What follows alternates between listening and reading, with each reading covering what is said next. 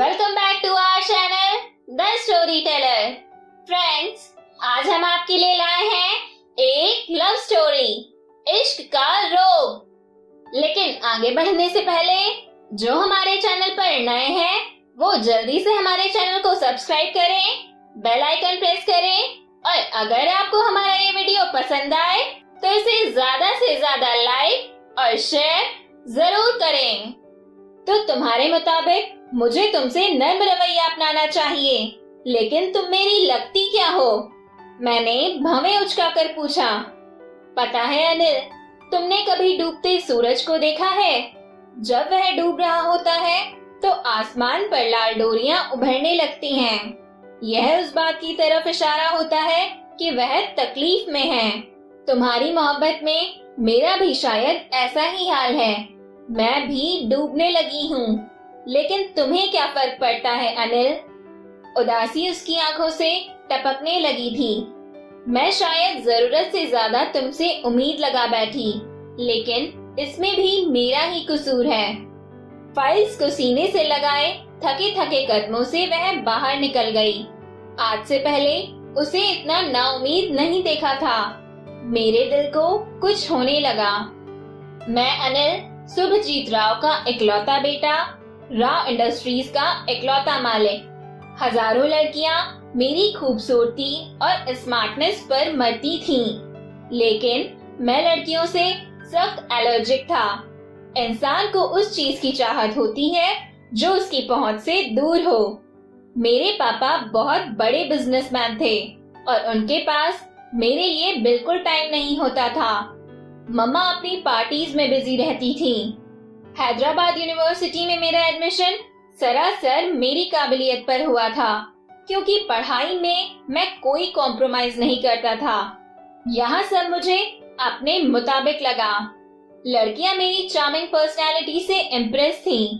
मैं बॉटनी में एमएससी कर रहा था। 12 बजे तक हमारी क्लासेस होती थीं। कबीर सर की क्लासेस खत्म होने के बाद मैं घर की तरफ जा रहा था। आज तबीयत कुछ डल सी थी। बाकी क्लासेस का मूड नहीं था। मेन ग्राउंड से गुजरते हुए मैंने कुछ लड़कियों को देखा जो किसी बात पर बहुत जोरों से बहस कर रही थी। मैं उनके पास से गुजरने लगा। अपना नाम सुनकर मैं रुक गया। पता नहीं मंजा, तुम लोग खूबसूरती पर क्यों मरती हो? मैं मानती हूँ अनिल राव खूबसूरत होगा, लेकिन इतना भी नहीं कि तुम लोग मेरा सर खाओ। हाँ, वह टैलेंटेड है। खूबसूरती तो समय के साथ आती जाती है। मैंने ध्यान से देखा, वहाँ 3 लड़कियाँ थीं। एक कुछ नोट्स लिख रही थी। सलीके से ओढ़ा गया दुपट्टा उसे सबसे अलग बना रहा था। कुछ सोचकर मैं उनकी तरफ चला गया। हेलो, मैंने करीब जाकर कहा। दूसरी लड़कियां मुझे देखकर खड़ी हो गईं। हेलो, उन्होंने कहा, लेकिन उनमें से एक लड़की के चेहरे पर हैरानी थी। वह बैठी अपने काम में मगन रही। हेलो मिस, मैंने उसका ध्यान अपनी तरफ खींचने की कोशिश की। उसके माथे पर लकीर सी उभरी और उसने सूखे लहजे में कहा, नमस्ते। एक लम्हे के लिए मैं शर्मिंदा हो गया। अंदरूनी गुस्से पर काबू पाता मैं तेजी से चलते हुए वहां से निकल गया। पीछे मैंने आवाज सुनी। शायद वह दोनों लड़कियां अपनी दोस्त को कह रही थीं, अलीशा, ऐसे तो कोई नहीं करता। तुमने बात क्यों नहीं की उससे? यह क्या बदतमीजी थी? मैंने उसे इनवाइट किया था क्या? उसने तड़क कर जवाब दिया। जिंदगी में पहली बार मुझे किसी लड़की ने इग्नोर किया था। मुझे बुरा लगा था। अगले दिन मुझे उससे ज्यादा हैरानी तब हुई जब क्लास खत्म होने के बाद वह मेरे पास आई। अनिल, कुछ बात है, सुनिए तो। उसने करीब आकर कहा। जी, मैंने हैरानी छुपाकर कहा। असल में कल के लिए माफी चाहती हूँ, मैं थोड़ी अपसेट थी। उसने धीमे लहजे में कहा। मैं उसे बस इट्स ओके ही कह सका। कुछ दिन गुजरे, अब हम एक दूसरे से बात कर लेते थे। अलीशा दूसरे शहर से थी। उसके माँ बाप की मौत हो चुकी थी। वह अपनी बुआ के साथ रहती थी।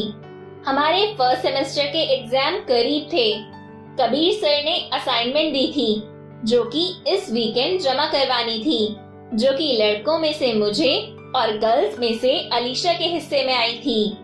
प्लांट फिजियोलॉजी इतना मुश्किल टॉपिक नहीं था। मैंने गूगल की मदद से 2 दिन में असाइनमेंट बना ली थी। कबीर सर की आदत थी कि वह दोनों का कंपैरिजन करते। उस दिन उन्होंने अलीशा की असाइनमेंट को बेहतरीन करार दे दिया। मुझे बहुत गुस्सा आया, लेकिन मैं गुस्से को पी गया। मुझे अब अलीशा से चिढ़ होने लगी। वह इतनी खूबसूरत नहीं थी, लेकिन उसकी सादगी और रखरखाव उसकी शख्सियत को अलग बनाता था। फर्स्ट सेमेस्टर का रिजल्ट आया तो उसके 40 और मेरे 39 नंबर थे। वह फिर मुझसे जीत गई थी। क्योंकि सर ने क्लास में ही नंबर बताए थे, इसलिए मैं एकदम से उठकर बाहर चला गया। वह चौंक कर मुझे देखने लगी। मेरा दिल एकदम से भारी हो गया था। मैं घर चला आया। 2 दिन मेरी तबीयत खराब रही।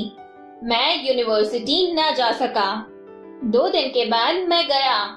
अलीशा बेचैनी से मेरा इंतजार कर रही थी। आप 2 दिन नहीं आए? क्यों अनिल, ठीक तो हो ना? आपको पता है कितने लेक्चर आपने मिस कर दिए? उसकी परेशानी ने मुझे हैरानी में डाल दिया। मेरी तबीयत ठीक नहीं थी। मैंने कहा, अब कैसे हैं आप? ठीक हूँ, मैंने रूखे लहजे में कहा और कैंटीन की तरफ बढ़ गया। अलीशा, तो तुम भी मुझे पसंद करने लगी हो? मैंने सोचा, अब आएगा ना मजा।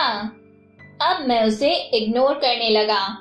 शायद वह मेरे रवैये से परेशान थी। मैं उसे खुद से बात करने का मौका तक नहीं दे रहा था। एक दिन मैं लैब गया तो वह पहले से वहां मौजूद थी। शायद उसने महसूस किया कि मैं अभी चला जाऊंगा। वह मेरी तरफ आई। क्या मैं यहाँ बैठ सकती हूँ? बैठ जाए। कौन सी मेरे बाप की कुर्सी है? मैंने बदतमीजी से कहा। आप मेरे साथ ऐसा क्यों कर रहे हैं? उसने मुझसे कहा, पता है अनिल, कभी मुझे मोहब्बत पर यकीन नहीं था। मैं उन सबको किताबी बातें करार देती थी। पर अब जिस दिन आप नहीं मिलते, मुझे ऐसा लगता है मेरे अंदर सन्नाटे गूंजते हैं। आप यह सब क्यों कर रहे हैं? तो तुम्हारे ख्याल में मुझे तुमसे नर्म लहजे में बात करनी चाहिए, लेकिन क्यों? मैंने भवें उचकाकर पूछा।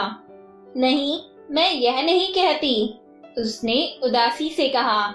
पता है अनिल, तुम यह सब कर सकते हो क्योंकि तुमने कभी प्यार नहीं किया। तुमने कभी डूबते सूरज को देखा है अनिल? जब वह डूब रहा होता है तो आसमान पर लाल डोरियां उभर आती हैं। यह इस बात की तरफ इशारा है कि वह तकलीफ में है। तुम्हारी मोहब्बत में मेरा भी ऐसा ही हाल है। मैं भी डूबने लगी हूँ, लेकिन तुम्हें क्या फर्क पड़ता है अनिल? उदासी उसकी आंखों से टपकने लगी। यह सब कहकर वह चली गई, लेकिन मैं अब तक उसके अल्फाज में खोया था। फर्क पड़ता है अलीशा, इसलिए नहीं कि मुझे तुमसे मोहब्बत है, बल्कि इसलिए कि तुम मेरी सबसे बड़ी मुश्किल हो। अब तुमसे जीतना मुश्किल नहीं। मैंने सोचा। दूसरे सेमेस्टर के पेपर शुरू थे, लेकिन वह मुझे बहुत कम दिखाई देती थी। एक दिन फाइनल ईयर के एक लड़के ने मुझसे पूछा कि अलीशा अब तुम्हारे साथ नहीं दिखती। मैंने बड़े फक्र से जवाब दिया, मैंने उसे रिजेक्ट कर दिया है। 4 दिन साथ क्या रहा, मोहतरमा मुझसे मोहब्बत करने लगी। अब अनिल राव के इतने बुरे दिन भी नहीं आए कि अलीशा सिन्हा से मोहब्बत करें। यह कहकर मैं जैसे ही मुड़ा, पत्थर का हो गया। क्यारी के पास खड़ी अलीशा मुझे हैरत से देख रही थी। शायद उसे यकीन नहीं आ रहा था कि मैं उसके बारे में ऐसी बात कर सकता हूँ। उसकी आंखें आंसुओं से भरी थीं। बस वही एक नजर थी जब मुझे पता चला कि अलीशा से मैं बहुत मोहब्बत करता हूँ। एक शिकायती निगाह मुझ पर डालकर वह चली गई। उस वक्त मैं यानी अनिल राव जैसे पाताल में गिरता चला गया। बार बार उसका चेहरा मेरी निगाहों के सामने घूम रहा था। उसकी नजरों में क्या नहीं था। मुझे अफसोस होने लगा। कल हमारा आखिरी पेपर था, लेकिन अलीशा कहीं न दिखाई दी। दूसरे सेमेस्टर का रिजल्ट आ गया। मैं टॉप पर और वह मुझसे पीछे रह गई थी। अजीब बात थी कि मुझे अपनी जीत पर कोई खुशी नहीं हो रही थी। 2 हफ्तों से ज्यादा वक्त गुजर गया, वह नहीं आई थी। मुझे उससे सॉरी कहना चाहिए। मैं उसके हॉस्टल गया तो पता चला कि वह अपने गांव गई हुई है। मैं उसकी दोस्त मंजा से मिला। पहले तो उसने मुझसे मिलने से इनकार कर दिया, लेकिन फिर मेरी बहुत जिद पर वह मुझसे मिलने को राजी हुई। अनिल, वह बहुत साफ दिल की और अच्छी लड़की थी। आपने उसको अंदर से तोड़ दिया। वह बहुत उदास थी, अपने गांव चली गई। मंजा, तुम मुझे उसका कोई नंबर दे सकती हो? उसका कोई नंबर नहीं है, लेकिन आप उससे क्यों मिलना चाहते हैं? क्योंकि मुझे लगता है कि मैंने गलती की थी। तो अब आप अपनी गलती सुधारना चाहते हैं। इस वीकेंड पर मैं उसके घर जाऊंगी, आप आ सकते हैं। हालांकि उसने मुझे मना किया है आपको कुछ भी बताने को। मैं मंजा के साथ वीकेंड पर उसके घर गया। कुछ ही दिनों में वह मुरझाया हुआ फूल लग रही थी। मुझे लगा था कि शायद वह मुझे दुत्कारेगी, लेकिन उसने इज्जत के साथ हमें बिठाया। मैं उसके साथ बात करने के लिए सही वर्ड सोच रहा था कि उसकी बुआ अंदर आई। अच्छा हुआ बेटा, तुम लोग आ गए। मैं इससे कब से कह रही हूँ कि अपने दोस्तों को तो बुला लो। पहले मानती नहीं थी शादी के लिए, अब जब हो रही है तो खामोश सी है। अब मैं कहाँ तक देखूं? अकेली जान हूँ। आप फिक्र न करें बुआ, अमर मेरी पर्सनैलिटी पर नहीं जाते। उन्हें मेरे अलावा कुछ नहीं चाहिए, अलीशा ने कहा। मुझे ऐसा लगा कि जैसे उसने मुझे सुनाने के लिए कहा हो। एक तो तुम शादी करके इतनी दूर चली जाओगी, अब यह सब कुछ तुम्हारा है बेटा, उसकी बुआ ने कहा। मुबारक हो अलीशा, मैंने मुश्किल से कहा। शुक्रिया। इस बीच मंजा खामोश बैठी रही थी। पता नहीं बाद में उसने अलीशा को कुछ बताया या नहीं। मुझसे फिर ठहरा न गया। जिंदगी की बिसात पर अलीशा सिन्हा मुझे सबसे बड़ी मात दे गई थी। वह मुझे इश्क का रोग लगा गई थी, जिसका कोई इलाज नहीं। वह शादी करके डबलिन चली गई। मैं अनिल राव अपनी सारी खूबसूरती को पीछे छोड़कर अब जैसे जिंदगी को गुजार रहा हूँ। मेरी जिंदगी उस परिंदे की तरह हो गई है जिसका घोंसला आंधी से उड़ जाए तो वह दर बदर भटकता है। मैंने उसको अनेकों ठेस पहुंचाई थी। वह मुझे ऐसे ठोकर लगा गई थी जिसका जख्म वक्त के साथ बढ़ता चला जाता है। यह सब मेरा बोया था जो मैं काट रहा था। कभी कभी उसकी याद आती है तो जिंदगी के सारे ख्याल उलझ कर रह जाते हैं। यह कैसा रोग है जिसका कोई इलाज नहीं है।